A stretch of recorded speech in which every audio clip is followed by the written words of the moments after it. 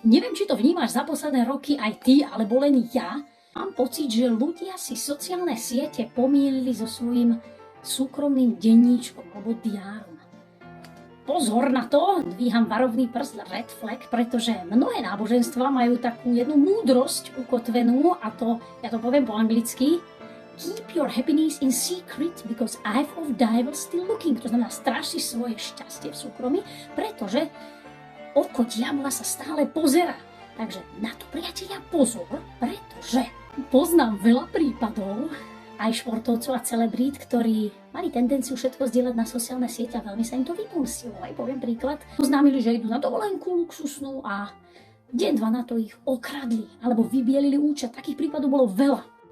Ja sa priznám, sama som bola taká, že som mala tendenciu všetko dávať na sociálne siete, kde som, čo robím, ale veľakrát sa mi to vypomstilo. Takže odtedy naozaj život ma naučil niektoré veci si strážiť naozaj súkromný. A zapamätaj si, že ty nie si povinný dávať všetko na sociálne siete. Na jednej strane chápem, že chceš zdieľať svoju radosť, svoje dovolenkové chvíle, skvelé zážitky aj s druhými, ale pozor na to.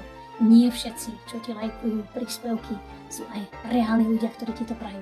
Takže bacha na to, pretože áno, môže sa ti to veľmi veľakrát a často aj vypomstiť. Takže overené životom, inými ľuďmi aj mnou, takže daj na to bacha a pamätaj si, že to, že dačo nedáš na sociálne siete, neznamená, že to aj nežiješ.